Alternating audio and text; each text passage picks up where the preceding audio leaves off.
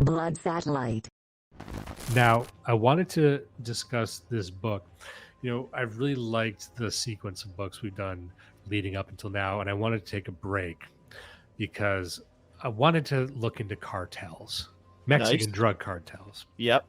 And I hesitated for a while because do we need another investigation in the cartels? Because if you are of our generation or younger, you've been overwhelmed with content constantly about Mexican drug cartels in film and in shows and in the news. If you're a MAGA person, politically, cartels are the top of your list to talk about. But I'd encountered a phrase that I was rolling over in my head for a while, and a lot of people took it very seriously.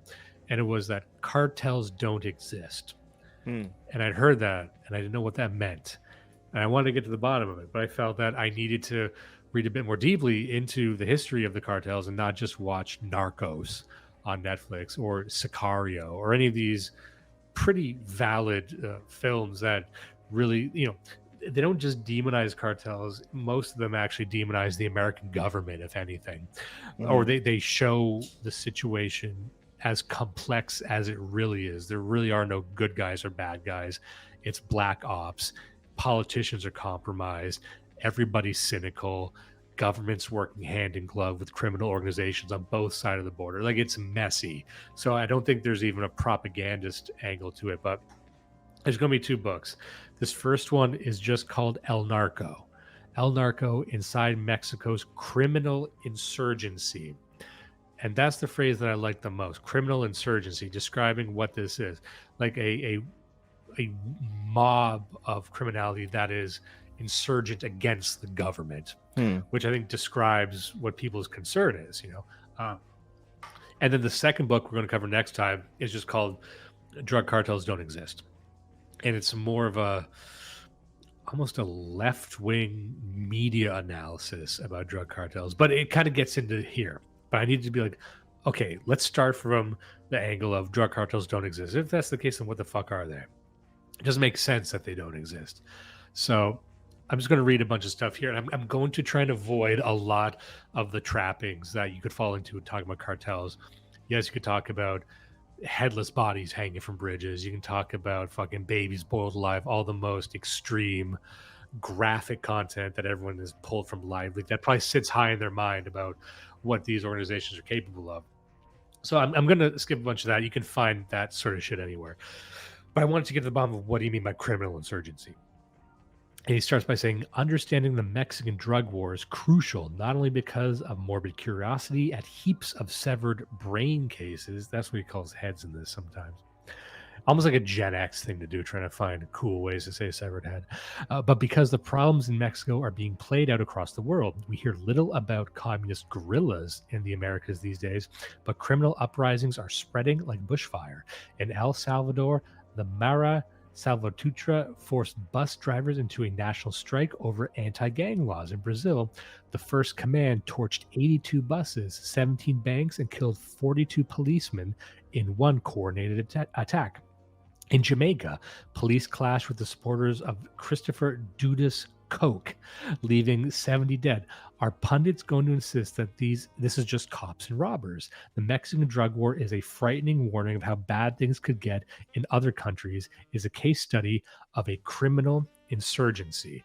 And I think that's one thing I wanted to discuss was actually the scale of this, because sometimes you hear about 20 civilians were killed, or these journalists are killed. You always hear about the journalists, but you don't hear about the coordination of these attacks almost as terrorist events, or when they don't just attack civilians and they successfully kill like 70 soldiers in one go, which you wouldn't even hear about that from Afghanistan or Iraq, right?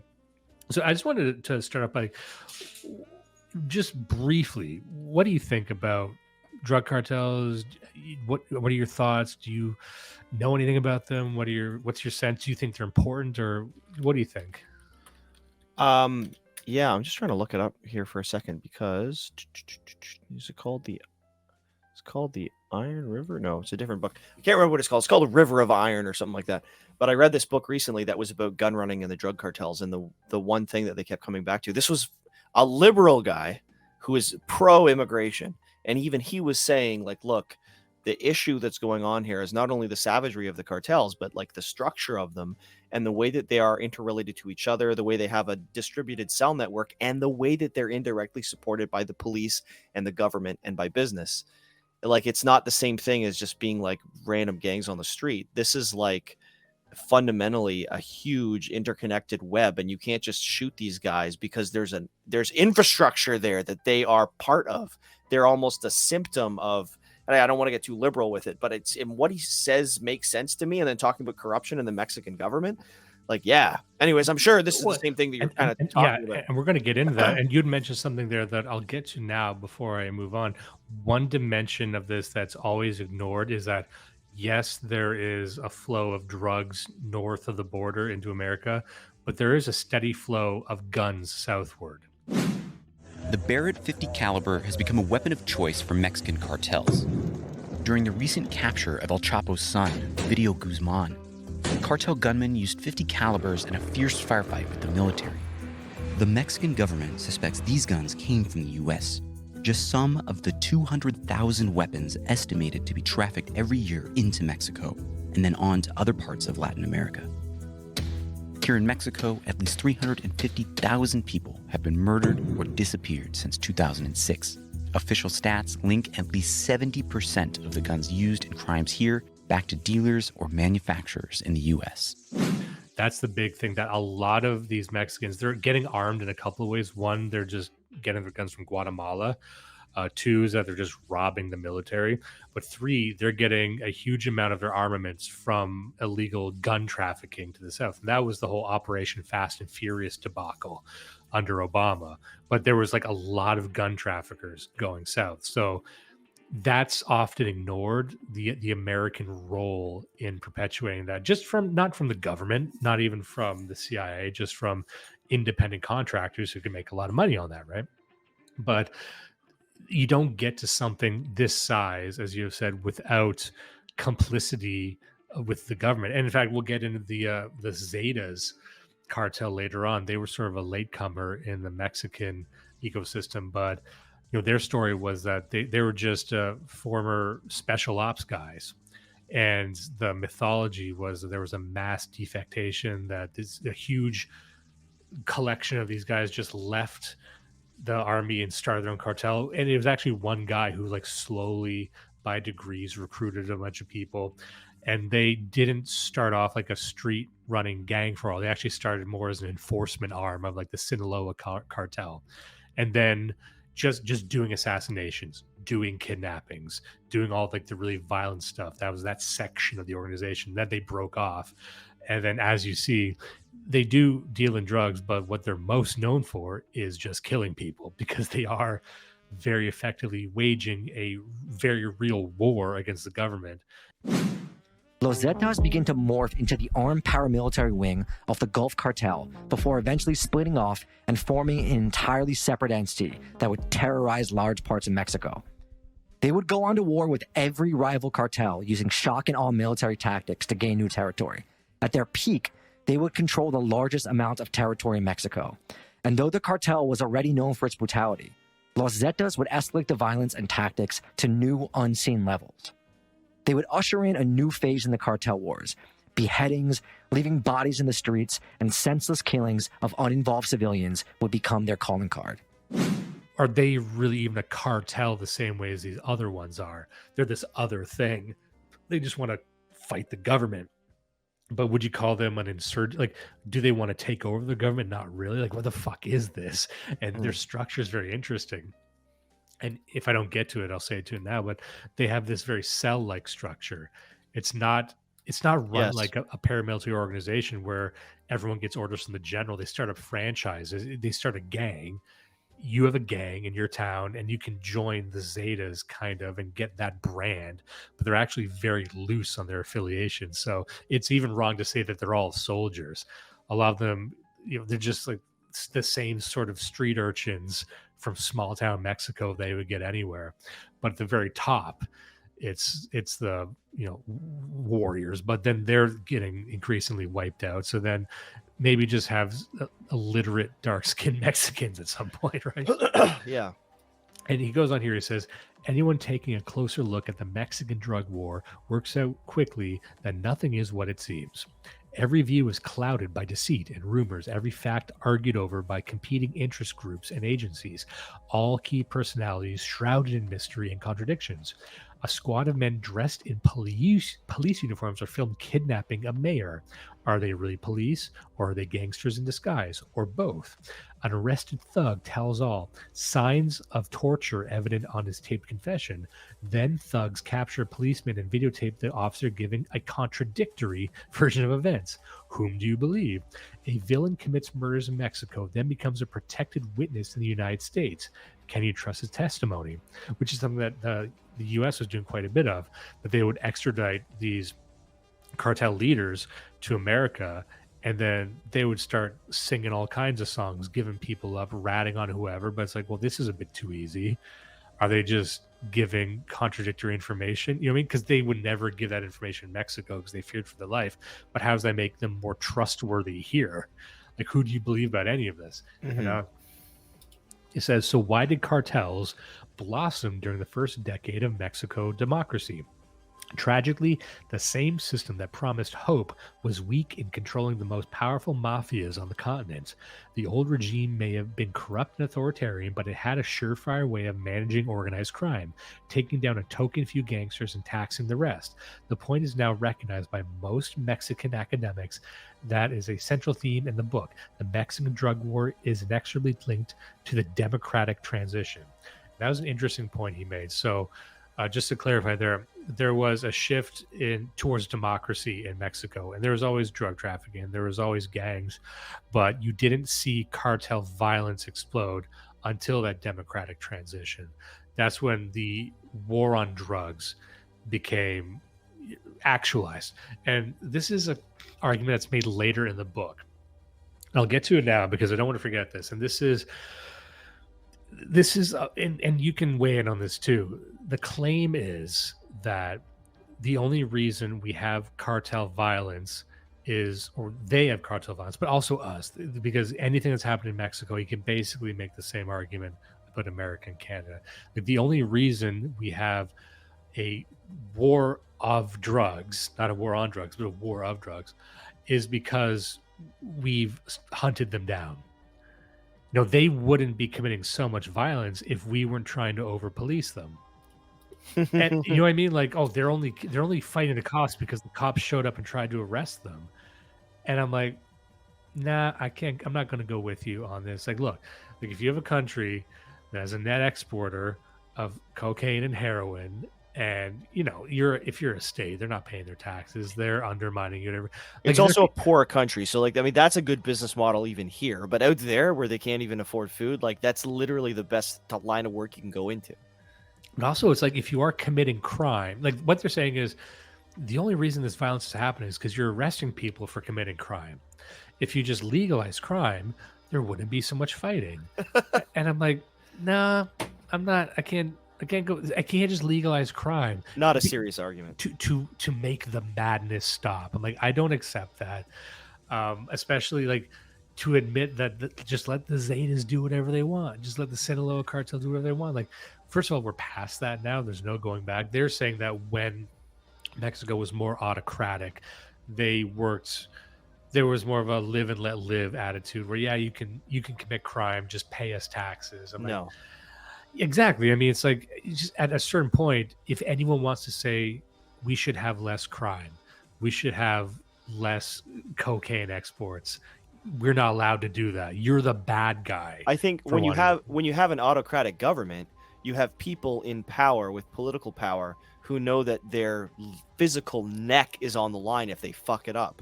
And so they don't, for example, take rather small bribes from local gangsters like democratically elected officials constantly do.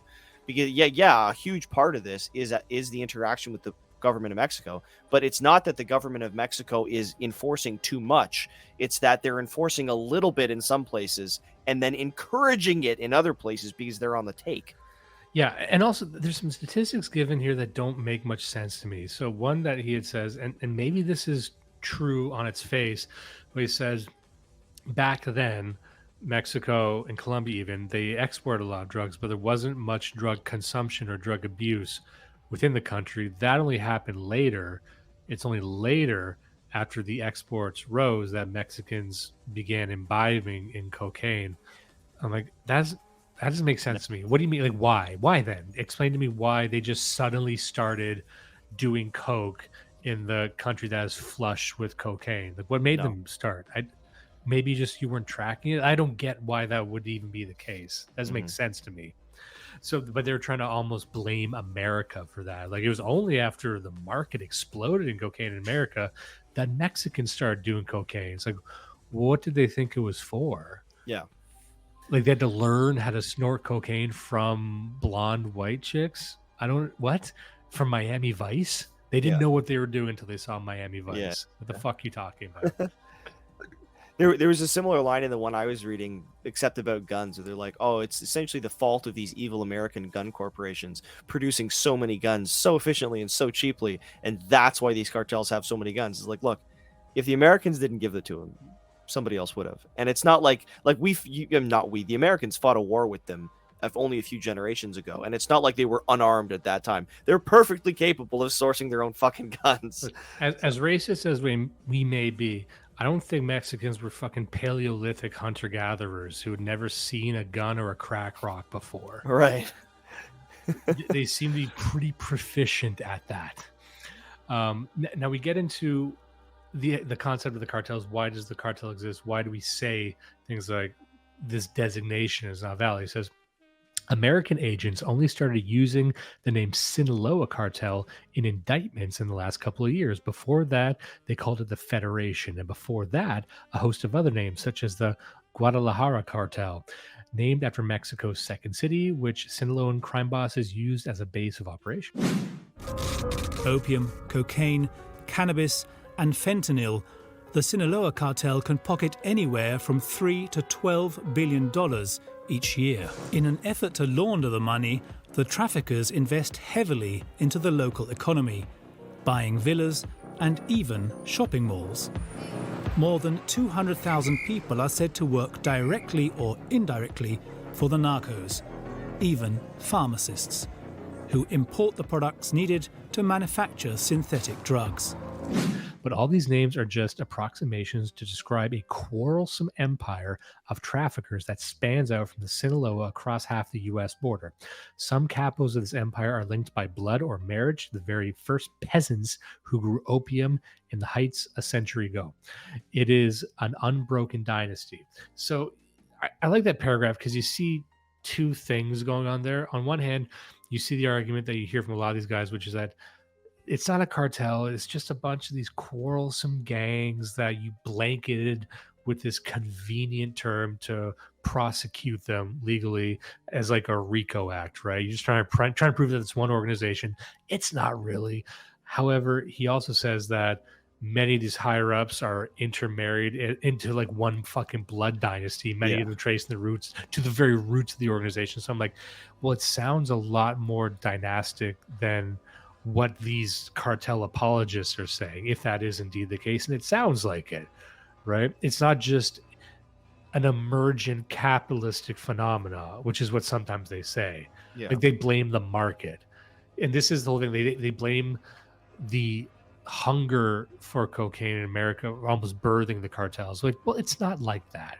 Actually, like I think it actually started with you flooding the market. It started with you breaking open the doors, flooding the market, getting people into it, and then the market started to grow. It wasn't just that all these fucking club goers had a hankering for cocaine, and then Mexico said, "Well, wait, ring a ding ding, Kismet. We actually just we have all the stuff. We have all the fucking cocaine in boxes. We didn't know what to do with it. Let's just send it over there." And it really is blaming the buyer. Like it's like blaming a prostitute. Like prostitution is illegal, but it's the pimps you really need to go after. Wait, what do they do with the cocaine? They're snorting it? No way. That's what you do with this shit? Oh, no. What? Let me try. I'm just an innocent brown man. I just had boxes of this stuff and I didn't know what it was. until fucking 17-year-old Jewish women showed us that it could be used to create another sort of dynasty of sex trafficking. That is a true story. They also taught the Mexicans about sex trafficking. They didn't know what that was. Never heard of it. They didn't know it was all 17-year-old Jewish girls who were doing that. That's what Epstein was, by the way. Human sacrifice to the sun god. Also, the Jews taught them that. I actually believe this now that I'm thinking of it. Ghislaine Maxwell was 15 years old, but she just smoked a ton of cigarettes. And there's actually a history of I won't go into the entire history, but this I found very interesting because I didn't know the real roots of how far back this went.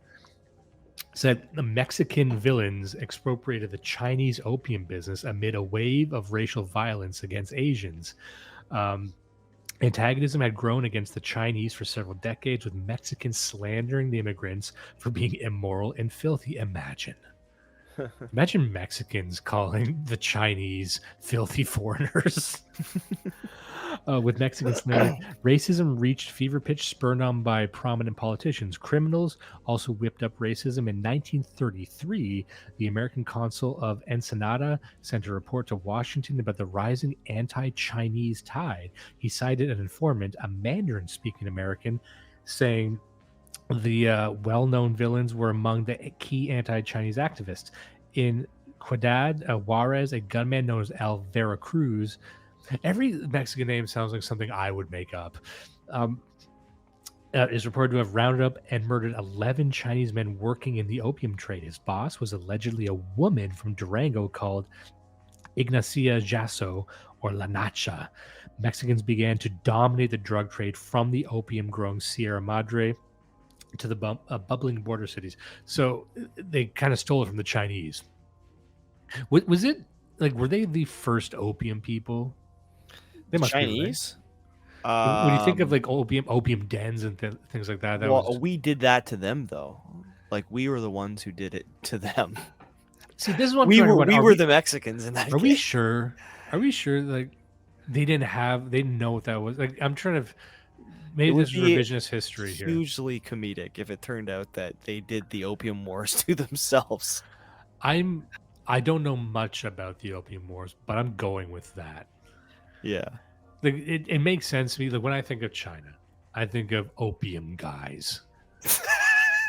See, you know why China describes the 20th century as the century of humiliation? They do. Like it's a government policy. Yeah. The reason they describe it as such is because white guys today think of Chinese as opium guys. That's the reason. That's literally it. Also, it's your official government policy to say you sucked for a century.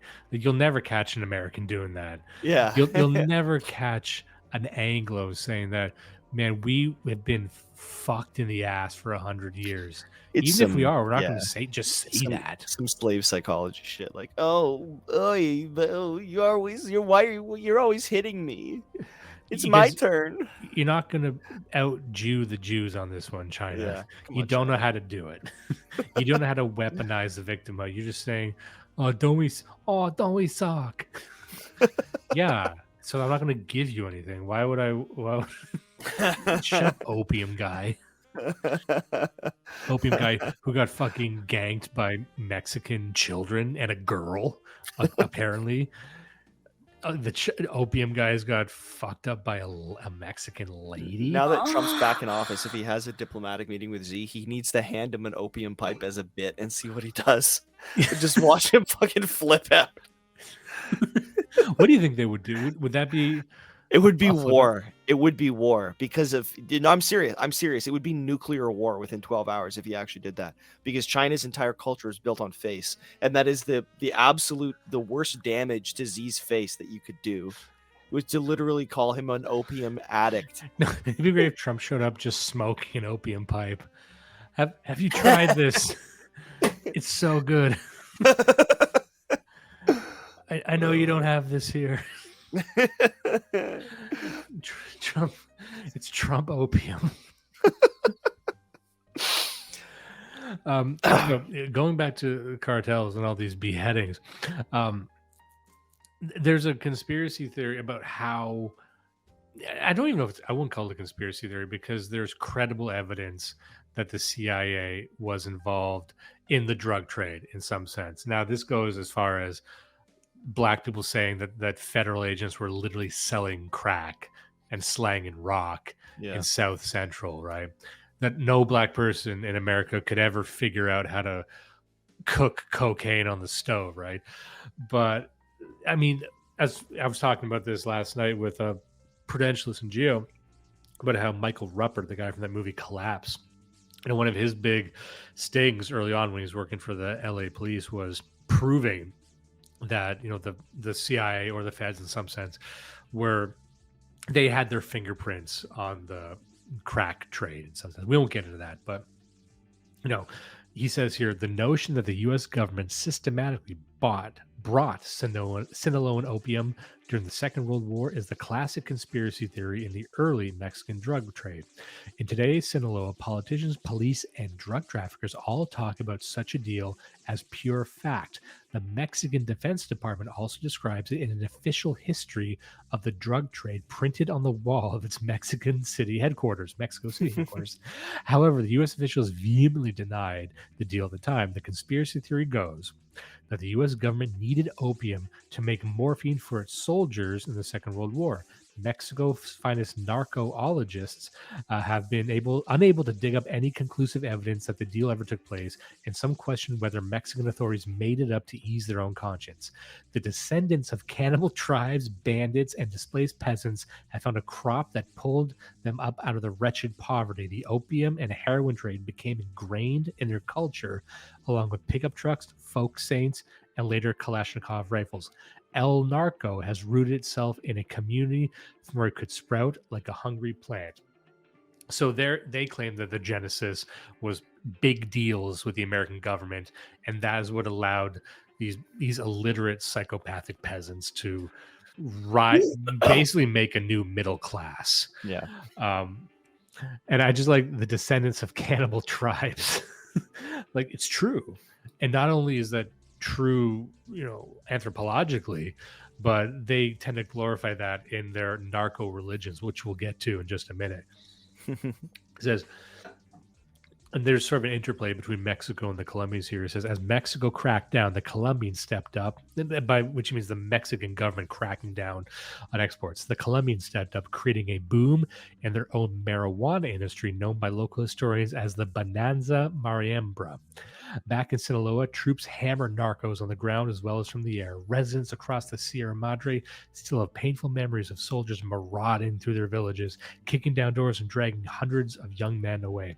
One clear incentive was the American carrot. DEA bosses and the Jimmy Carter White House sang praises of Mexico's anti-drug efforts, calling it a model program.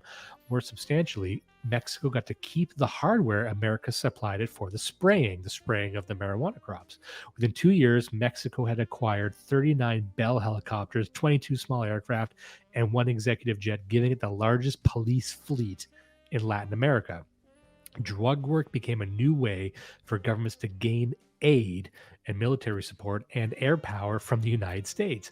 The Mexican government also used Operation Condor to crack down on small bands of leftist insurgents. That's an interesting angle there. Coincidentally, the CIA also codenamed its own regional operation against the communists in the 1970s, Operation Condor. So that's something that a lot of leftists will claim to. I think there's probably some truth to it, that it was a way to just get funding from Americas to wage a war against communists by saying, oh, they're dealing in drugs. And maybe they were, they very well may have been, or they might not have been. It was just a convenient way to get a bunch of fucking Black Hawk helicopters and mow down commies. Mm-hmm. So, good for them. So it goes on here. The phrase drug cartel has won scorn from some academics who argue it misleads people by giving an inaccurate description of traffickers engaged in price fixing. But despite their moans, the word has firmly stuck for 3 decades, used by American agents, journalists, and importantly, many traffickers themselves. And that's really what I wanted to get to when you hear people say drug cartels don't exist. Okay, what part of it doesn't exist? Are you saying that they're not trafficking in drugs? No. Are you saying they're not organized? No. Do you think that they don't call themselves cartels? No, because they do. the journalist who everyone fucking does. And it seems, oh, it's not a cartel. It's just a violent, coordinated organization with a hierarchy at the top that engages in collective price fixing of a product. Okay, well, what would you like to call them? Because that sounds like a cartel. That sounds like the dairy cartel here in Canada. It says, consequently, the cartel concept has had an immense influence of how the drug trade in Latin America is perceived, both by people inside and out. Pablo Escobar himself cultivated the idea, dressing up as a revolutionary Pancho Villa and calling cocaine. He called cocaine an atomic bomb that he dropped in the United States. Huh. Now, does that sound like, this is the fault of the market? For the DAA, the concept of cartels was highly useful to prosecute gangsters. 3 decades later, the idea of cartels has taken on a definitive meaning on the bloody streets of Mexico. Corpses are found daily next to calling cards of organizations such as the Gulf Cartel and the Zetas. These networks of killers and traffickers are far bigger than mere street gangs. And that's something he gets into the book as well, tracking the evolution of hit squads, saying that, they used to have them in Colombia, and it was these assassins, lone gunmen riding around on motorcycles with, silent pistols and whatnot. And he said Mexico took the concept, and it was just like guys in Jeeps with AK-47 spraying an entire block. Yeah. Like they just decided like, oh, we want to be sure. So we're just going to like blow everybody away. And that's when you start seeing civilians hit too. But you've seen the, I don't want to call it the clumsification, but they just stopped doing assassinations. It just started doing massacres, and then they get away with it too. He goes on here, what conclusions can we make about American spies and the development of the Mexican drug trade? To say that the CIA was a Dr. Frankenstein that invented El Narco, was the El Narco monster, seems overblown.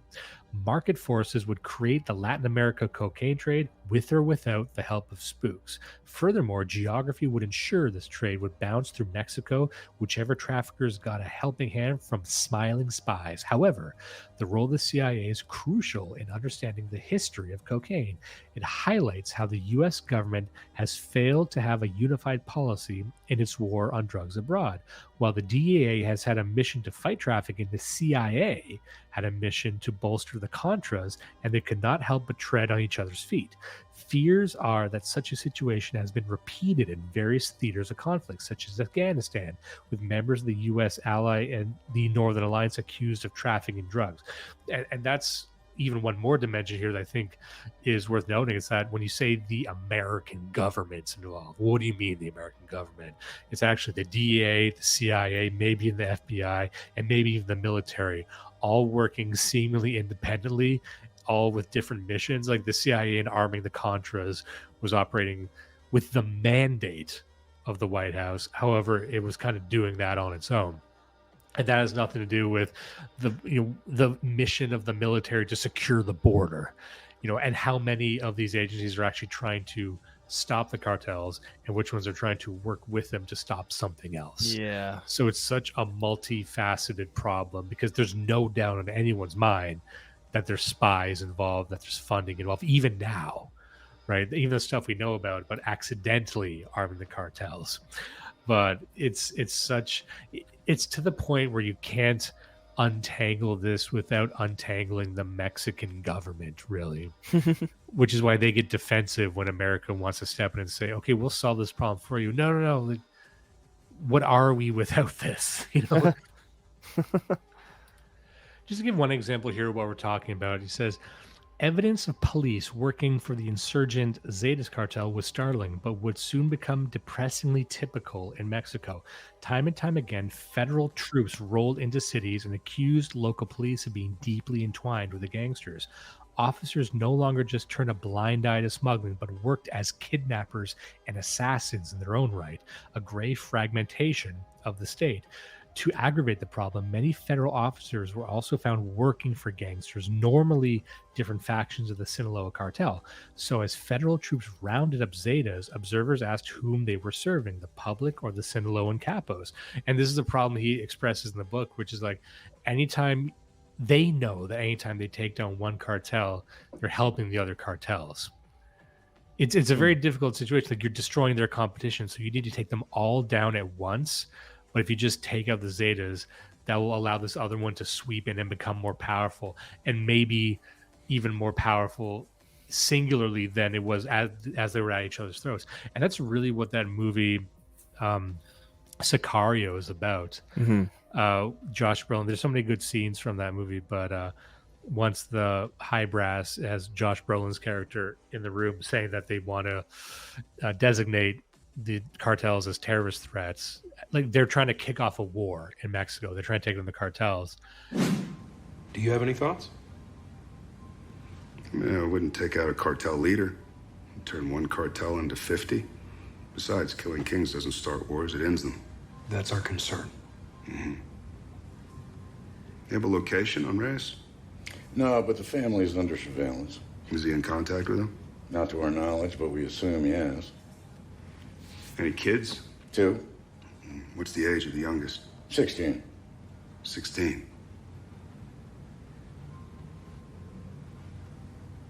Yeah, if you want to start a war, kidnap a prince. King will start it for you.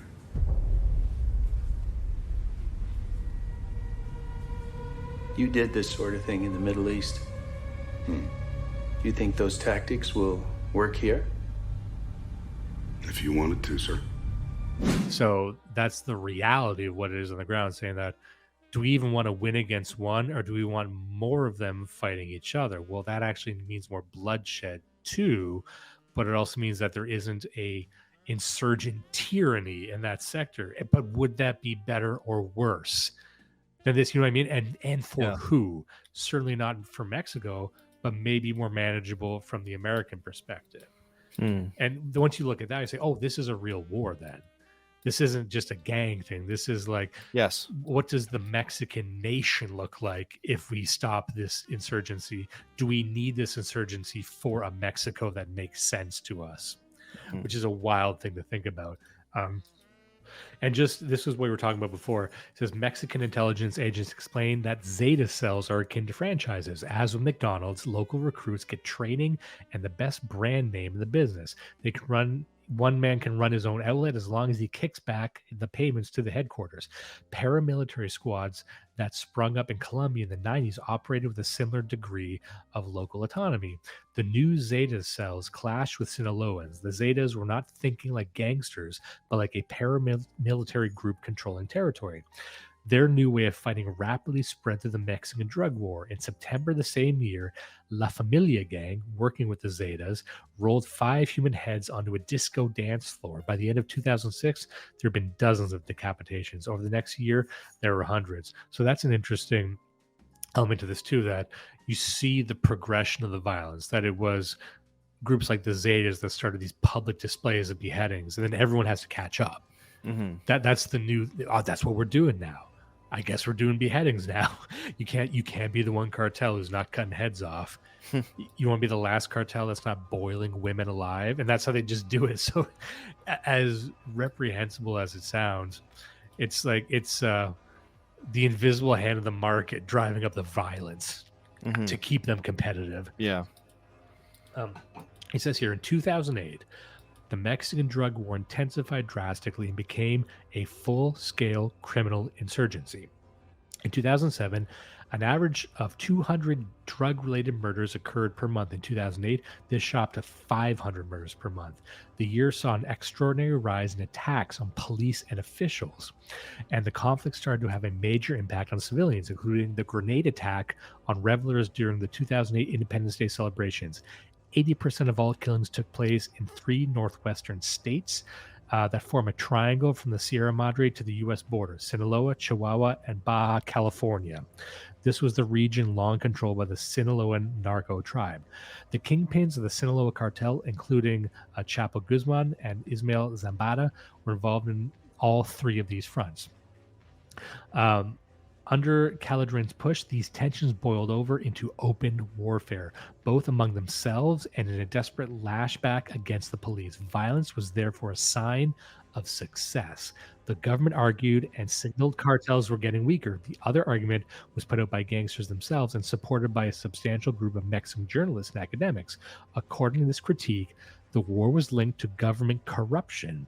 The Sinaloa cartel of Chapo Guzman and Mayo Zambada, they say, became emboldened by an alliance with federal officials to attempt a takeover of all of Mexico's trafficking, supported by federal troops. Chapo Guzman then helped arrest his rivals, such as the Beard's brother, Alfredo Belton Levia, whom soldiers nabbed in Cuacadan in January 21st, 2008. In reaction, the afflicted capos hit back against federal forces. So that's another interesting story here, that at some point, the theory goes, one of these cartels did broker a close relationship with the Mexican government, and they decided, well, maybe it does make sense where one cartel is in charge of everything. Sort of like a Whitey Bulger move. Like, I'm going to be your asset. I'm going to help you arrest these other ones. And then you're going to have someone running these who you like, maybe someone you can control or think you can control. And that's the accusation made against Chapo Guzman. I don't even know whether it's real or not, but it does seem that he was working with these agents. He kind of goes further here. I know we're going to get wrapped up soon, but he says, stripped down to its basics, El Narco, or Mexican drug trafficking, is just an industry. And like any industry, the mechanics of making and selling product are more fundamental than the companies and CEOs calling the shots. The evidence room in the army base in Culiacan is a fantastic display of this industry. It shows the colossal fruits of drug trafficking. Tons of produce and hundreds of packets and pans. Who knows how many different cartels or kingpins put money into these goods, and who cares? These mind-bending substances have passed through thousands of hands in fields, laboratories, on ships, airplanes, and in trucks, and they all end up together in one room being shown off to journalists. It directly provides thousands of jobs, many in poor rural areas that most need them. Its profits spill over into a number of other sectors, particularly hotels, cattle ranches, racehorses, record labels, football teams, and movie companies. These cold figures have a frightening human implication. Mexican drug cartels can still operate at full capacity while they fight bloody battles with each other and the government. In the drug business, it seems a war economy functions pretty well. And I think that's a very fascinating opinion. I never thought of that before. It's like, as violence has escalated, it doesn't seem to have really hurt the profits. It seems that the drug industry operates independently of the personalities and the leaders, right? Yeah. And the argument that he makes throughout the book is that, you know, we get so wrapped up in the mythology and the wild tales of the industry, you forget that these are just guys trying to make money selling a product, right? Yeah. And at the end of the day, the vast majority of them, they only really do this sort of bloodshed in the interest of making more money, and they would never ever do anything if they thought it really hurt their profits. Right. It really is all they don't believe in cocaine more than they believe in anything else. Like, that's why they also do sex trafficking. It's anything they could do, but it's just an industry. And it, you know, once you view it like that, it makes a bit more sense. However, he gets into something here which I don't really know what to make of it. The narco religions. Here's one example, because you hear about these narco corridos, these songs glorifying, often commissioned by the gangsters themselves, mythologizing themselves. And there's these very unique forms of Catholicism that are practiced by these people. They have narco saints. I'll give you an example here. It says, the most virtual expression of narco religion is by La Familia cartel in Minochean. La Familia indoctrinates its followers in its very own version of evangelical Christianity mixed with some peasant rebel politics. The gang's spiritual leader, Nazario Moreno, El Mas Loco, or the maddest one, which is a great name for a spiritual leader, actually wrote his own Bible, which is compulsory reading for the troops. This sounds so nuts. I thought it was just another drug war myth, he says, until I got my hands on a copy of the good book. It's not an easy bedtime read. Many who follow these faiths are not drug traffickers or gun-toting assassins. These beliefs all have an appeal to poor Mexicans who feel the Catholic Church is not speaking to them and their problems. But gangsters definitely feel at home with these new sects and exert a powerful influence on them, giving a spiritual and semi-ideological backbone to narco clans. Jesus, it says Jesus, but I want to say Jesus. Jesus Malverde is the oldest religious symbol associated with El Narco. The real Malverde is renowned as a Sinaloan bandit executed a century ago. Images of his saintly face adorn amulets and statuettes, from marijuana fields in the Sierra Madre to prison cells in San Quentin. Devotees will also venerate the folk saint at shrines and chapels, which generally feature his iconic statue, easily recognized by his flamboyant mustache and dark eyebrows. He's always dressed in a white shirt with a red or black tie, and sometimes devotees will put a cowboy hat on his head or, more recently, baseball caps. They may offer candles or flowers along with their prayer or splash holy water on his image as they petition him. And they say that Malverde liked to live well during his lifetime, so practitioners will light cigars, cigarettes, or marijuana joints for him, or they might offer him tequila or whiskey. And because he's known to be a bit of a rogue, rumor has it that he occasionally asks for porn or even requests women to flash him. Devotees will also undertake pilgrimages to his chapel in Culiacan, even traveling long distances to the chapel to ask him for miracles. But they're not exclusive in their veneration. As a Catholic folk saint, most also believe in God and may pray to the Virgin of Guadalupe, for example. In the midst of the Malverde market, in the presence of the Narco saint, the vodka drank, bottle smashed, and the shotguns aimed. The Reaper calling was enough to put Tupac in pain. Murals of dead heroes, apocalyptic rain. We look above what all the scripture says, which is why witches ways drip inside the smoke from the biscuit haze. I sniff for days in the telly with my towel dirty, nursing a stab wound, catching visions of Malverde. I don't know what to make of that, because that's interesting, saying that there are these narco religions, and they are just, in my mind, perverted forms of Catholicism, but they do seem to be popular with regular Mexican peasants. Mm-hmm. And this book is not a serious investigation in the narcos religions, but I've heard references to it elsewhere. And why would that not become a valid form of Mexican Christianity? Yeah, that is the folkish or vokish Christianity for these people. right. Because Christianity, as we've discussed with the Germanization of early medieval Christianity, takes on the folkish characteristics, or retains many of the folkish characteristics of those people that really adhere to it eventually. And they allow the evangelization process. So it makes sense that the most popular form of Catholicism one day could be the narco Catholicism, where they have like narco saints. Yeah. And it's like skull cowboy boots and shit. Why wouldn't Jesus be in skull cowboy boots? Why wouldn't it be Breaking Bad? Yeah, why not? Right? Why not? Why doesn't Jesus have Goku hair? Why? He would. Why isn't it fused with Fast and Furious too? By the way, why doesn't he have a Camaro? Why doesn't he have a fucking muscle car? He's got the boots that curve back around from the tip until they touch your ankle again. Yeah, that is the only Jesus that makes sense for Mexico. Yeah, and they call him Jesus. Cocaine cowboy Jesus. Damn. He goes here, the Santa Muerte, or Holy Death, is physically a much more aggressive symbol than that of Jesus Malverde. While the bandit is just a mustachioed man in a white suit, Santa Muerte looks like the Grim Reaper. The skeletal figure has hollowed eyes, sharp teeth, and a head-chopping halberd in his right hand. However, one marked difference from the Reaper is that Santa Muerte is a woman, referred to by her devotees as she. She dresses up in a variety of clothes, from black capes to frilly pink dresses, and often sports a colorful wig. Catholic critics say veneration of Santa Muerte is the work of Satan. Probably. They accuse it of being a cult led by narcos and argue that this diabolical figure has driven Mexico's orgy of violence. As one of the leading scholars of Santa Muerte, Andrew Chestnut, argues in his book, devotees have been turning to her due to her reputation as the most powerful and fastest acting saint. Unlike God, who some might feel is distant and not very easy to approach given how mighty God is, Santa Muerte is imagined to be open to listening to people's prayers, and if they respect her and are loyal followers, willing to directly intervene in their lives and gift them with miracles. And as we'll see, because she's death, she judges nobody.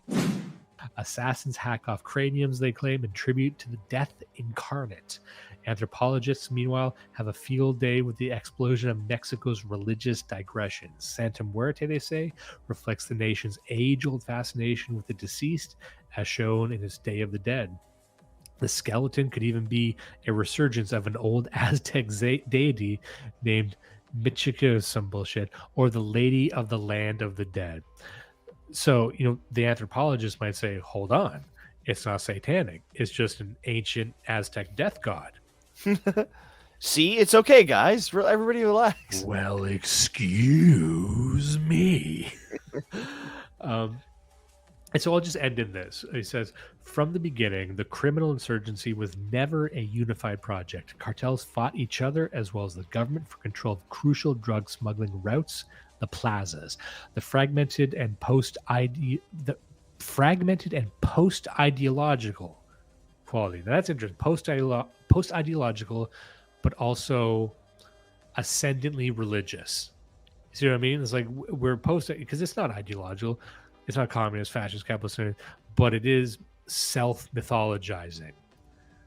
That's an interesting turn to me. But anyway, the fragmented and post-ideological quality of the struggle often confused American commentators used to the idea of a unified ideological Maoist-type insurgency. Yet the essential character of the insurgency is something that if Clausewitz were around today and tuning into gangster-promoted narco-corrido music, could definitely understand. Any suggestion that the government is losing control is, of course, disastrous for brand Mexico.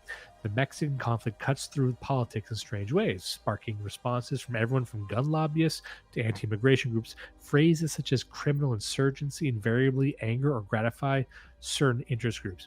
He makes one point in the book that I agree with. You'll hear people talk about Mexico as a failed state. Of course, because they see the films, they hear the music, and they read the stories about all this orgy of violence.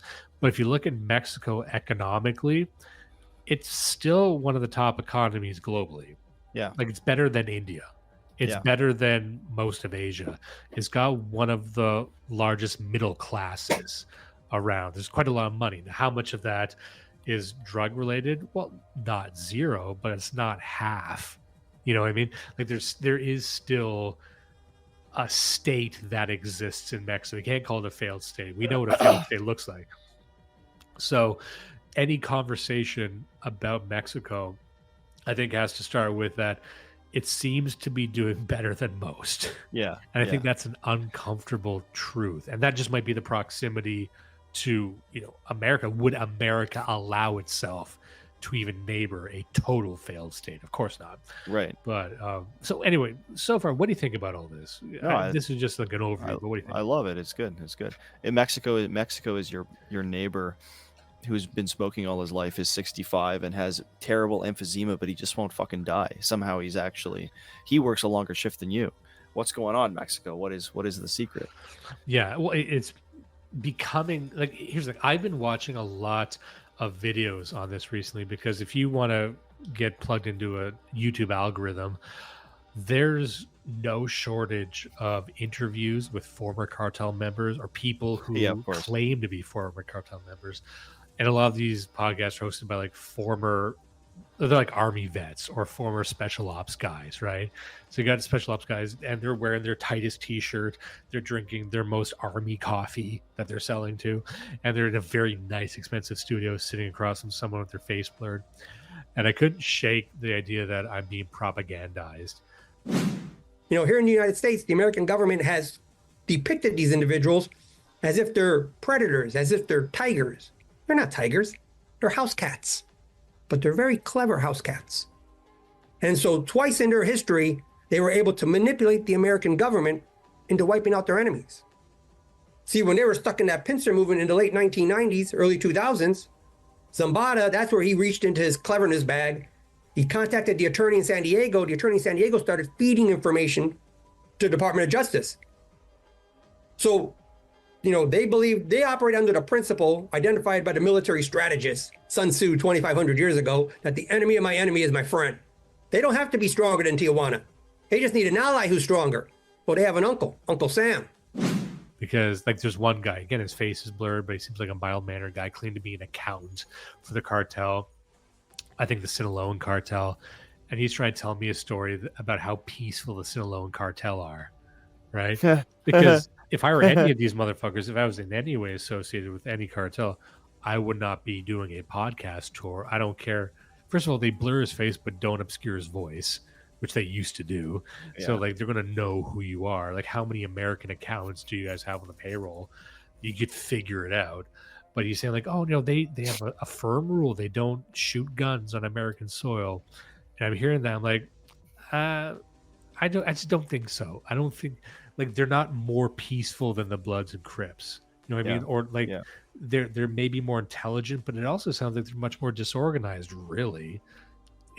What claim am I supposed to make? Or that they're all decentralized cell structure, they're free agents that are just such believers in capitalism that they would never ever endanger their cash flow, and juxtapose that against the fact that they're making incursions into America and violence is going up and they're wiping out other gangs. You know what I mean? I don't know. There's a lot of narratives, and I can't shake the feeling that these cartels, as advanced and developed and sensible as they might be, are waging a media war right now to launder their image. Mm-hmm. Trying to say that actually the cartels are pretty cool and you have nothing to fear from the cartels. You know what I mean? That's their PR move, and they're doing it through online content. That's just my belief anyway. Because it says here, the nightmare of El Narco stepping into American street gang warfare is starting to play out. In the Lone Star State, which straddles half of the Mexican border, this spillover has two fronts: the central corridor of El Paso Juarez and 1,000 miles east near the Gulf of Mexico, now known as the Gulf of America. Murder in Texas attracts big investigation, and Juarez is one more of the 10 corpses hidden streets daily. Mexico has become a killing field for American-reared psychos. So that's one thing he's saying, that, look, they might not kill you in America, but what you do see is they'll kidnap you from America, take you to Mexico, and torture you, kill you there. And they know how to do it. Because here's the thing. We all understand how easy it is for Mexicans to get over the border into America. It's 10 times easier to get people out of America into Mexico. Yeah. Right? So there might not be blood spilling in Texas, but how many Texans are disappearing and disappearing across the border? And they don't even find their fucking bodies. Yeah. So that you need to factor that into the statistics. And that's the real danger, that they're smart enough not to make a big scene, but they're also smart enough to have these mass graves of Americans. And that's what happens to you. Mm-hmm. And by the way, they can't even investigate that crime anymore. So that, to me, is far more frightening and far more dangerous. And that really is what you need to pay attention to. Don't buy into these stories of how pacifist they are. They'll never kill an American on American soil. Wink, wink. Okay, how frequently do you get them into Mexican soil? Yeah. And I don't mean onto Mexican soil. I mean into Mexican soil. Anyway, so that's just, we'll end there and we'll get into the second. It's a book that pairs with the last book we had done, which was El Narcos, which is the history of the Mexican drug cartels, through Colombia, but specifically Mexico, discussing Los Zetas. Very compelling history, a lot of theories in there, and no shortage of justifications for it. They're trying to pin the blame on international forces or the invisible hand of the market. But as I had said at the time, I was compelled to investigate this topic because I'd heard a phrase that I needed to investigate. And the phrase was, drug cartels do not exist. And I wanted to get to, I've heard some people mention that before, and I wanted to get to the bottom of it. And I wanted to read the book, even though how many films and TV shows and books have been written about the Mexican drug cartels, to the point where I could intuit where they were coming from. Like, how much of the cartel phenomenon is propped up by the media, by celebrities, by movies, everything, TV shows, because they have an investment and maybe they're making it seem as bad as it is. I came away not believing that, but I found a book that does make that case.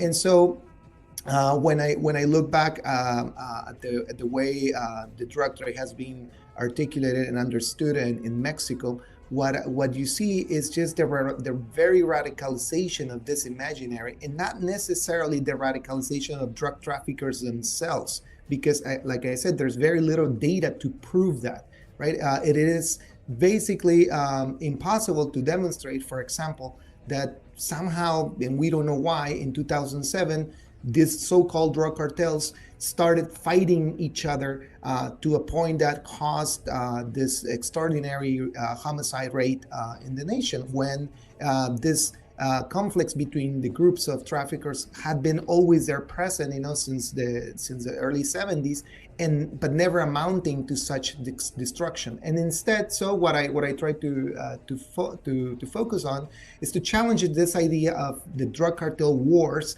and show instead that it is the militarization that becomes the very condition of possibility of violence. And it's a pretty recent book. 2022 is when it came out. It's because Drug Cartels Do Not Exist, Narco Trafficking in U.S. and Mexican Cultures by Oswaldo Zavala. And I don't think I'm being uncharitable when I say this is like a media analysis. And from my perspective, it's more of a leftist media analysis. He spends most of the book talking about the portrayal of the cartel culture in American media, in Mexican media, and cites a lot of that influence, but also these other fiction writers and filmmakers who are trying to counter that. And that's a lot of his source material. It is not a hard fiction or hard historical narrative. It's more like trying to deconstruct the mythology or the metaphysics of this thing, which already, as I'm describing, you're like, oh, that's a leftist thing. I get that. Right. We are getting away from, illiterate 14-year-olds hacking off hands, which is a thing that happens. And let me just start by saying that I'm like, it's even easier to get lost in the jungle of theory and media analysis concerning all this. And sometimes you forget, okay, wait a minute. There are fucking massive drive-by, like when I say drive-by shooting, it's not a car shooting up a house. We're drive-by shootings where they show up with fucking 50 cal Gatling guns and spray an entire block to hit one people. I'm like, is that or is that not happening? It's like, well, it's happening. Okay, yes, okay. I get the Zetas are sort of an ideological construct that it extends into the new sphere and becomes this mythological entity. I'm like, yeah, okay. But the Las Zetas exist. They are former soldiers who defected, started their own cartel, and they've been hacking the heads of journalists for 20 years. Like, well, yeah, okay. But so just to answer the question, the cartels do exist. Yeah. Like, I maybe that's too oppositional to the thesis here, but no, the fucking cartels exist. I don't want to hear people say they don't exist. I will concede that they work hand in glove with the Mexican government. Hell, even the American government. It's a mess. Even with El Chapo, these great leaders, like so many of them have defected, so many of them are feeding information. The lines are blurred between all of that. With that being said, these are still criminal organizations. Hey, I got the fucking mafia above politicians too. And they were committing murders over here, and they were paying for politicians over here, and they were starting legitimate businesses over here. The La Cosa Nostra fucking existed. These families existed. And if you're telling me that it's more media buffoonery and magic than that tells me you're on the side of the cartels. Yeah. And I told you, I think that's what we're seeing right now. It's a manipulation of the media on the behalf of the cartels, who may very well want to legitimize themselves. I don't fucking know. I would be surprised if they did, but they're trying to enter into the podcast sphere and tell you a story that the cartels, they're actually very reasonable. Like they only kill people who deserve it. Like, okay. But like I said, in the last episode, they'll say, oh, the cartels never assassinate anyone on American soil. They don't go after Americans. It's like, what they do is they kidnap you, take you to Mexico, and kill you there. So technically, they don't kill Americans, but they they disappear Americans. But you know that. You know what I mean? Like that, this is a little massaging you're doing. So I'm just going to read some parts here to give you an idea of what he talked about. He says, the narco imagined by the military is, in theory, the opposite of the soldier: undisciplined, vulgar, ignorant, violent. For the army, however, the narco requires, if not a uniform, a uniformity that distinguishes the soldiers from the narcos whom, in the name of government, the soldiers must eliminate. How does the military manage to distinguish criminals among the country's ranchers? Before Caladrón, which is the president, the military simultaneously played the role of the hero and the violent enemy of the state of society.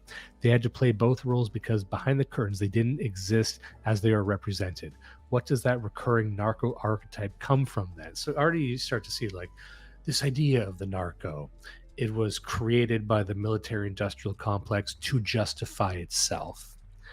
Now there might be some truth to that, but there's two very distinct narratives he and others would try and weave in this, which is that the idea of the narco is as sort of this undisciplined insurrectionary figure was cooked up by the military to justify the military, and then the other is that there would be no drug violence if not for the policing of drug trafficking.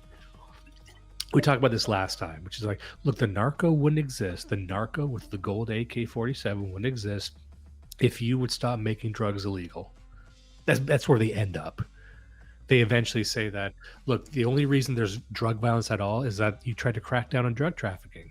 If you just allowed them to do that, there wouldn't be death. So that's how bad things have gotten, where there's so much murder and so much violence and bombings and torture and the reputation of the nation is so tarnished that they've said, who's really to blame?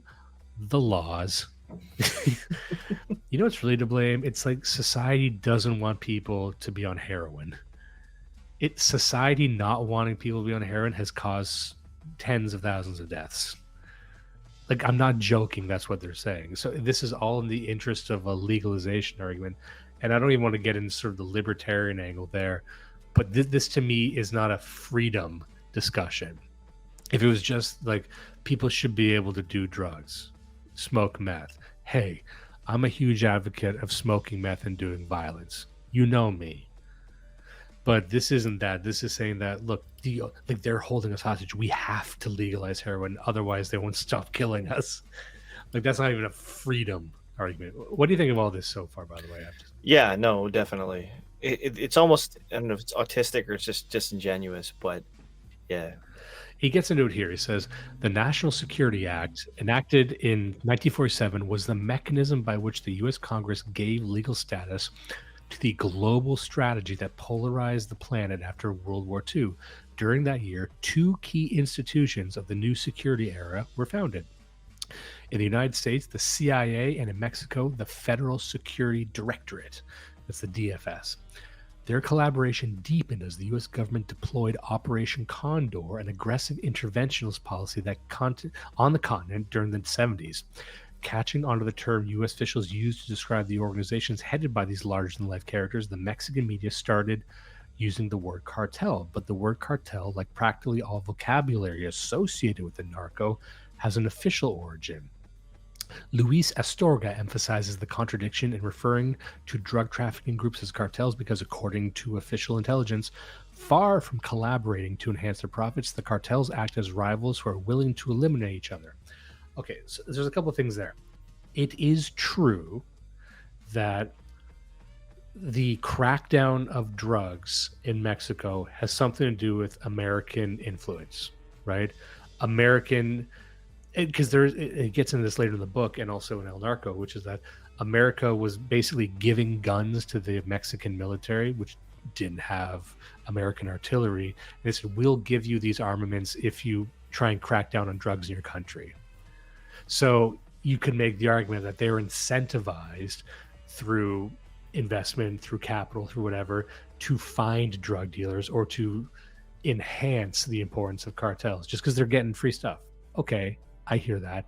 It's also true that the CIA was getting active in Mexico, basically encouraging them to crack down. So if you accept their narrative that there would be no drug violence without trying to crack down on drugs, then okay, you can blame the American government partially for having something to do with that. However, it's semantics, you see, where it's like, look, they said the word, Americans came up with the word cartels, then Mexicans started using it.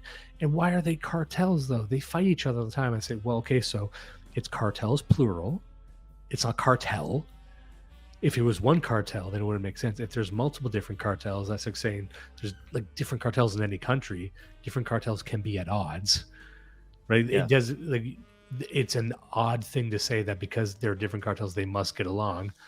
But also, like, sweep away all the linguistic tricks. Are there Mexicans in organizations trafficking in guns? You know what I mean? Yeah. Like, Yeah. yes, there are. So you don't like the word cartel?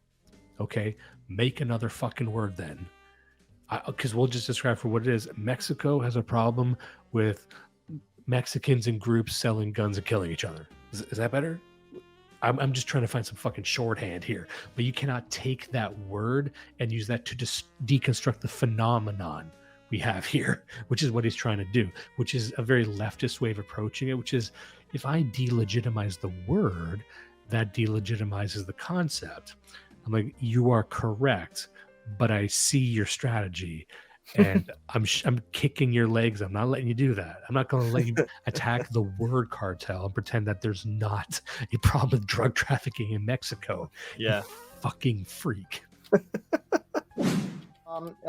So the first argument that I make in my book is that most of what we understand about drug trafficking doesn't really come from the field of organized crime.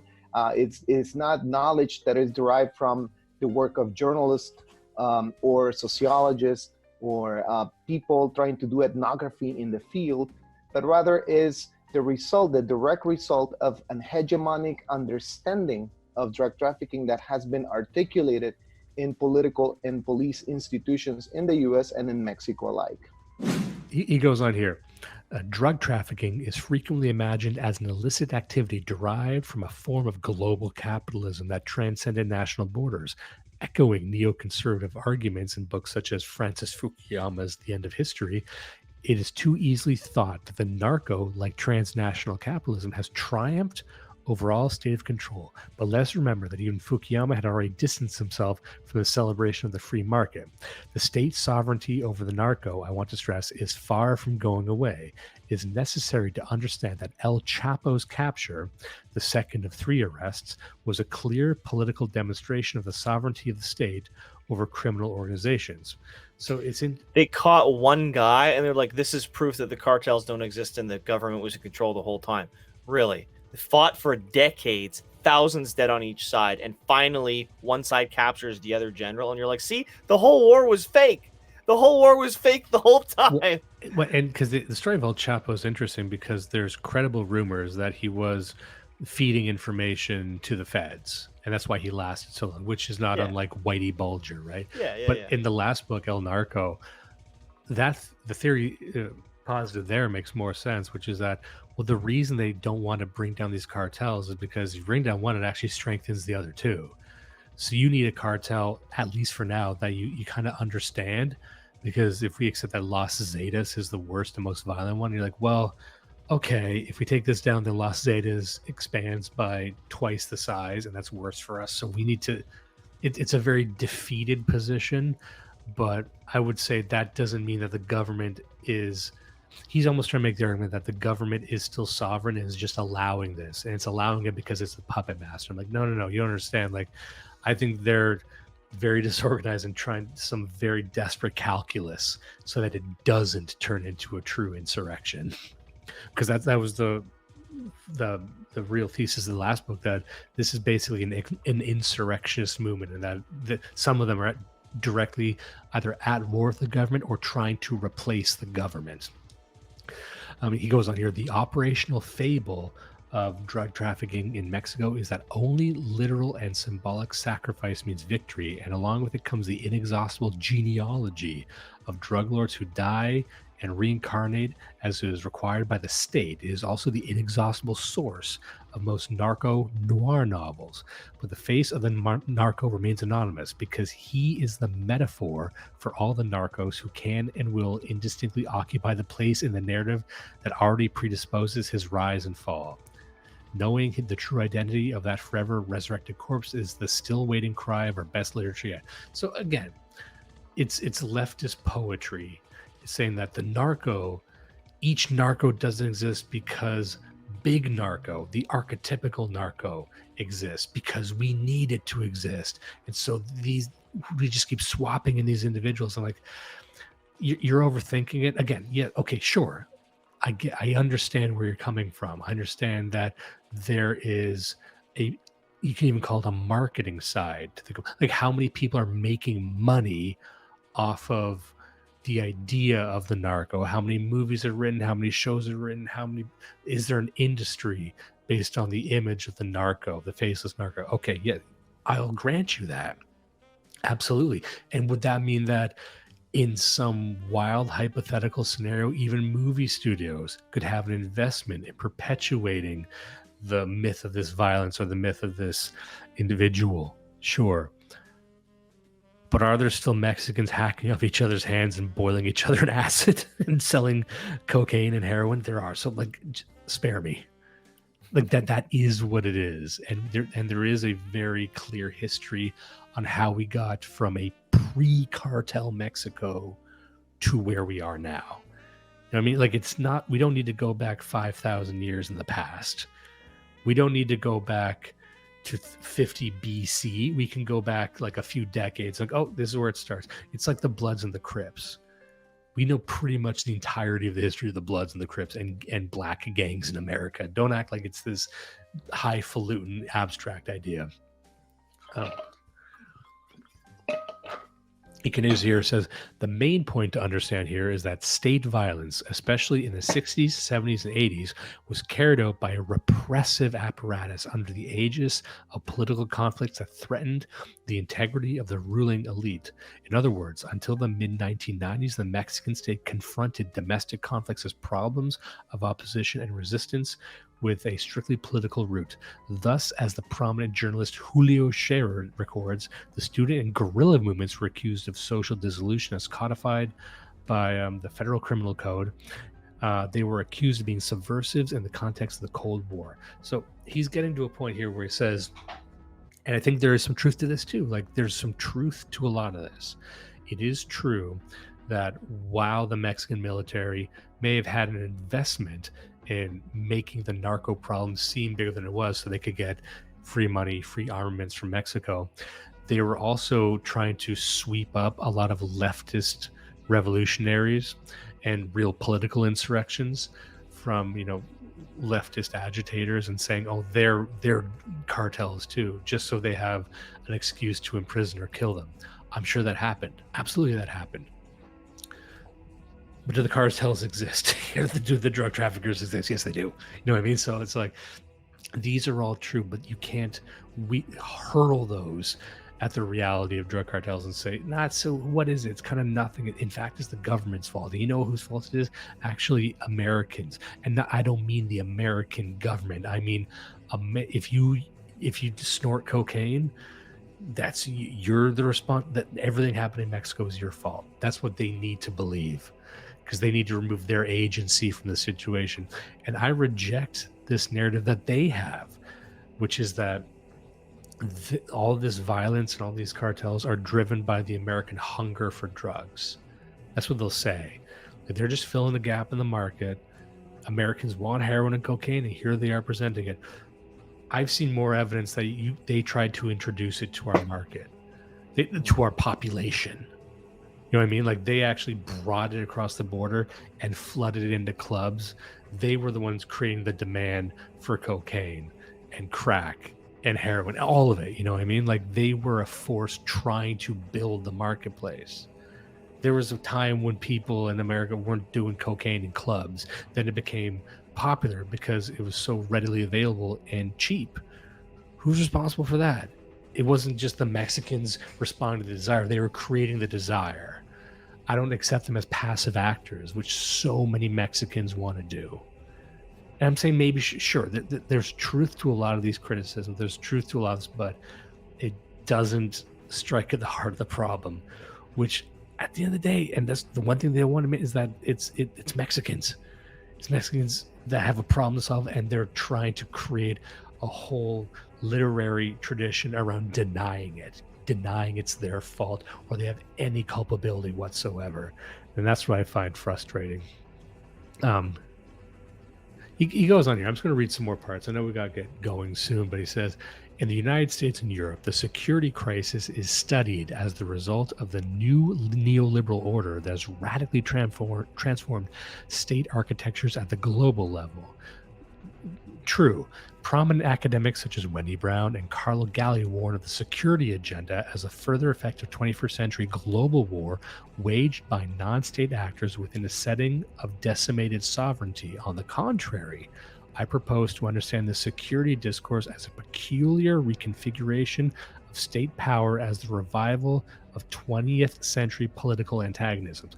I refer here to the power relations of Western politics that have been the key legacy of the Cold War, and in my opinion are relevant to understanding drug trafficking outside of the problematic neoliberal post-political condition that informs much of the academic debate on the matter. In this sense, the supposed weakening of the state with the advent of neoliberalism is mainly seen at a discursive level that, beginning in the second half of the 20th century, allows the state's disciplinary control strategies relating to organized crime to be invisible. So there's a lot there, and it might not make as much sense if it's just being read. It might not make as much sense if it's being listened to rather than being read. But here you start to see the introduction of this idea that it appears to be the weakening of the Western neoliberal order when in fact it's the strengthening of it. And that's, to put that within the Mexican frame, it's like, oh, it appears that the government is losing the war with the cartels when in fact it's completely balanced, or it's overseeing the conflict, thereby strengthening itself. And again, we always mention this is an old leftist idea, the idea of the superstructure, the idea that any violence that appears to be permitted within the system strengthens the system. Otherwise, the system would just dominate it, right? That's the belief. It couldn't just be that it's a weak system, right? So within the leftist mind and the Marxist mind, power becomes the suffering that is permitted within society that necessitates the system itself. So, and he's trying to just recontextualize that in like the security apparatus, the global neoliberal security apparatus. So again, I think there's some truth to that.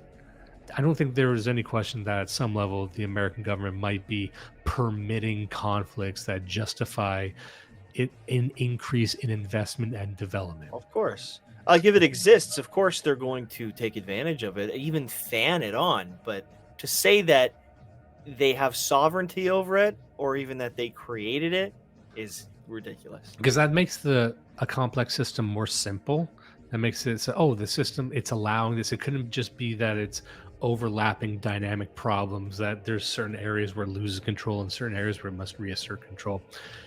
We're getting to El Chapo here, who I mentioned before. It says, according to Hernandez, El Chapo was protected by Vicente Fox and Felipe Calderon administration so he could carry out his war with rival cartels.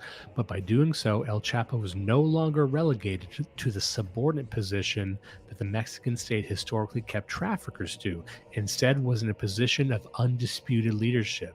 His power reached such a degree that the AFI, which is the Federal Ministry of Police, began to operate fully as El Chapo's army, in open defiance to official power and displaying an irrefutable supremacy. Hernandez attributes El Chapo's organization, for example, the 2008 plane crash, which then Minister of the Interior died in, It was exactly this type of analysis that allowed Calderon government to justify its supposed war on drugs, and at the same time excuse its failure. All that remains of El Chapo's empire now are the narco chronicles that helped invent it. So he's positioning El Chapo as the example of the one who's serving this ecosystem, but got a bit too powerful and then had his wings clipped. And I think, again, there's evidence that El Chapo was working with the government, or they thought he was the devil they know versus the devil they don't. I think that is true. However, they're taking that example and saying, aha, this proves the entire conflict is just orchestrated by the sovereignty of the police state. I'm like, no, too far. I have to agree with 40% of what you're saying, and that's it. He continues here by saying, under the current security imaginary, we will continue to be stimulated by Pablo Escobar and El Chapo Guzman in our cultural productions. We will continue to be fascinated by their mythical lives until the idea of national security and the general narrative of our neoliberal present is challenged by a critical imagination that relocates the history of drug trafficking to the center of state power as one of the multiple and complex interests that objectives of its government structures and programs together with its most basic political logic. So that's really what he's writing the book about, which is that he's trying to generate a counter literature, a counter media, because he believes that the media that exists generates too much of a mythology about the drug cartels. But he's like, we need a counter mythology, we need a counter media. But I think that the counter media would end up being more fictitious. I think I can maybe see where he's coming from a little bit on that, and I would maybe meet him halfway. Like, you and I are already on the inside of this, where we know we're accustomed to talking about the fact that the government is involved in this up and down. We know it's ridiculous to say that the government is the sole source of it, but we all know like 100 different examples of where the government was encouraging this or turned a blind eye. So the government is enmeshed in it. And if he's talking about like the cultural imagination, then yeah, you're talking about normies, and normies do view the cartel as this big evil chopping off heads, and the good boy government is always just trying to save the day, which is not true. So if what you're saying is, hey, we need to rebalance this so that the cultural imagination of what everybody just thinks of when they think of the drug trade is they think of an incestuous relationship between national governments and criminal cartels, that's accurate, and people should think that. So yeah, I'm there with you. If you want to add the government to the story in the cultural consciousness, then yeah. But I mean, don't go overboard with it and like absolve the cartels to the point that the cartels aren't even in the picture anymore. Exactly, because he wants to relocate the entire conversation to this is the center of a security apparatus conspiracy. Yeah. I'm like, no. Look, and I hate the state. Yeah. I don't want the state, but this is not. It's just not true. Well, and this is why when we were talking earlier about O9A and Adam Waffen and all these groups, it's like, yes, there's infiltration at the highest level by the CIA, by the feds, whoever it might be. And it is true that in many of these cases, they are the ones instigating the violent schemes or the terrorist plots, the ones that they catch them for. And we're going to get into this next episode with a book on Timothy McVeigh called Aberration in the Heartland of the Real, which is a very fascinating book. But it's about that. It's the history of not only MK Ultra, but how frequently the government has tried to infiltrate these groups, militia groups, supremacist groups, and they're the ones responsible for the bombing plots because they try and gin them up, sometimes very, very lazily. Yes, there's that, and I'm sure that happened in O9A. However, that's not all we complain about with these groups. See, these infiltrations were relatively easy because the groups already were fucked up in many cases. Not all of them, but if you look at O9A, its adherents are Satanists, and when you have Satanism, especially on the right, because leftists there's liberal Satanism, right, where they're just like fat people in capes. But I find that right-wing Satanism really goes into ritual sacrifice of animals, self-harm, drug abuse, rampant drug abuse, just sexual degeneracy of any stripe you could imagine. You know what I mean? So it's like that stuff might very well occur irrespective of the feds. Then the feds come into that and then convince them to do the terrorist plot. I'm like, okay, but we didn't have a problem just having this hive of degenerate Satanists on their own. You see what I'm saying? That's another problem. And how those groups tend to recruit young men or confused men and then unironically make them into trannies. Because that's happened in a lot of these groups. That happened in 09A. It's just, it ends up being full of meth-smoking white trannies doing sauna rads, doing swastika stuff. It's just, that's what happens. But that's not because of the feds. That's just because there's these fucked up groups of people that need to be identified on their own. And maybe they're just easier to infiltrate by feds, which makes it even harder, makes it an even bigger problem. Sorry, I'm just going to get to a few more things here, then we can get going. He says, in his capture, escape, and extradition, El Chapo has been both the fetish of official corruption and also the amazing symbolic power of the state, which has managed to impose its reality on drug trafficking. Ciudad Juarez journalist Ignacio Alvarado, perhaps one of the most astute researchers and experts on the subject, explained this phenomenon to me in a personal conversation. As the state's media conquest, which greatly limits the understanding of journalists, novelists, and academics when it comes to drug trafficking, and instead establishes the epistemological coordinates that condition the way in which we even imagine the narco, is therefore necessary to understand drug violence less as an endless cycle of personal vendettas between psychopaths and more as the cold geopolitical calculation between states of exception in our hemisphere. Now, I read that, and I know a lot of people read that and say, well, that sounds cool. That's got a flow to it that I want to latch on to. A war between states of exception. Okay. Again, I think he's taking a real thing and making it into a not real thing, where it's like our real enemy.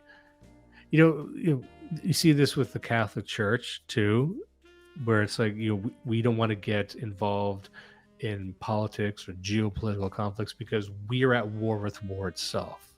We see our real antagonist as Satan, which means all conflict, our enemy is the mimetic crisis itself, which is the manifestation of Satan on earth. That's the highest aim it could have.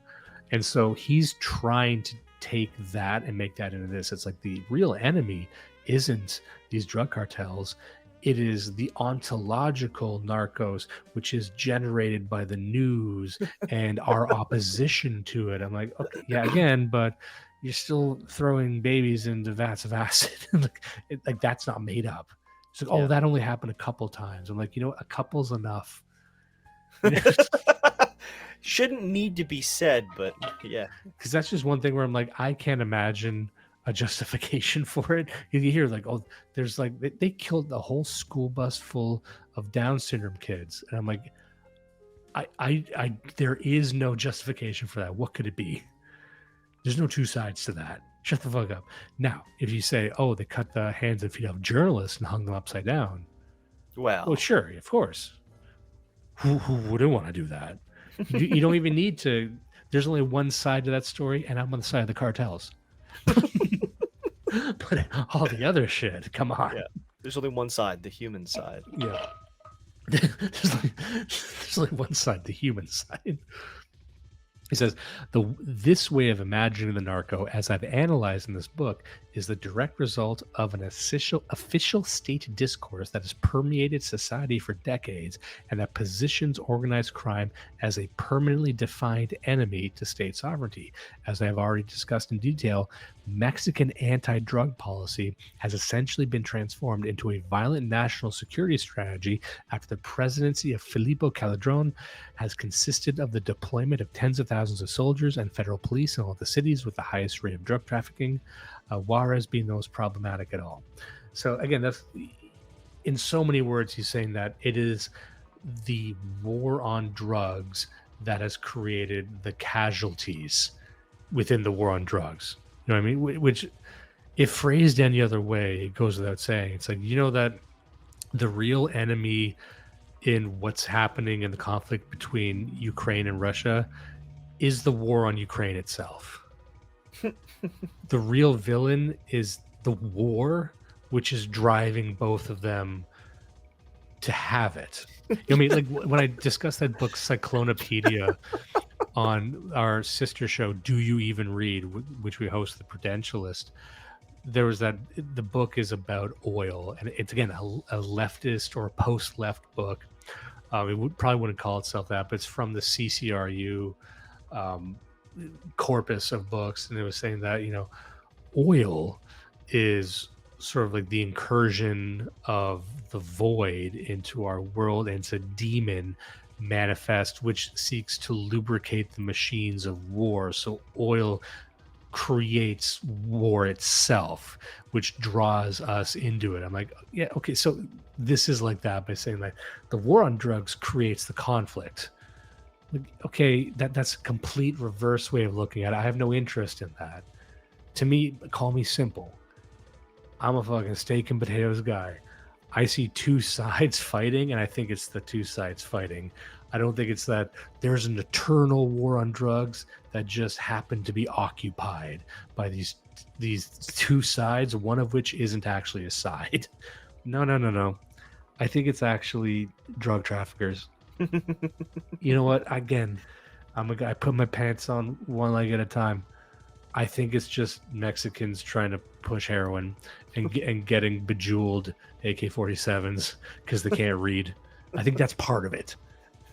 You're saying that's 0% of it. I'm saying I'm going to say it's 60% of it. I'll get and we can negotiate based on that. Yes, there's government. Yes, there's foreign governments, Mexican government, foreign government. Yes, there's corporations. Yes, the media is involved. But someday you got these like skinny fucking Mexican kids who just like doing drugs. That's what they also say. And this was in the last book too, which is that, you know, before the Americans, Mexicans didn't do drugs. It was only after the cartels that Mexicans started doing drugs because they saw it in America. Like, nope. No, I don't believe that. That's retarded too. I don't believe that. So again, remember we were laughing this last time. They were just growing all this weed and they didn't know you could smoke it until they saw Cheech and Chong. And then everyone started smoking weed in Colombia and Mexico. Nope. Not having it. Anyway, it's a lot of this. So I'm gonna get us going now. So just to summarize, when they say cartels don't exist, the components of the cartel obviously exist. And once again, with this sort of analysis, I'll meet you 55% of the way. I think you're 55% right on a lot of this stuff. And because it's very conspiratorial, the conspiracies are right. But you know what? It's all done in removing the personal agency from the side that you're seeking to justify. Because at the end of the day, what are you prescribing? What you want to do is legalize drugs and keep the money flowing into at least one side of the perpetrators. Yep. I can believe legalize drugs and probably lighten up on the enforcement, which you view as racist, because a lot of this enforcement in the U.S. is against Hispanics. And it's like, well, this isn't fair. It's not the poor Hispanics' fault. They're just responding to market forces. He can always strike at the heart of these sorts of investigations by saying, I will grant you that you can have corrupt politicians, you can have corrupt military, corrupt soldiers, corrupt generals. You can. Can you accept there's a corrupt criminal? Can you accept that there's a criminal that can have bad intentions? Mm-hmm. And they will tell you no because of the power dynamic. And they will mean that. They'll believe it. They'll say, no, well, even if they are, but they can't, definitionally. Just like you can't be racist against white people, definitionally, which is only their definition they're trying to convince you of, but also they feel that they don't need to convince you of it because it's so obvious. So this is like, no matter how bad no matter how nefarious a cartel member is. They can never have power because we've already agreed, we must agree, that the system has power. And so there's nothing they can do that is criminal. So you must legalize their crime. And nope, I'm not going with you on that. Do not let the rapists win. Listen and love Blood Satellite.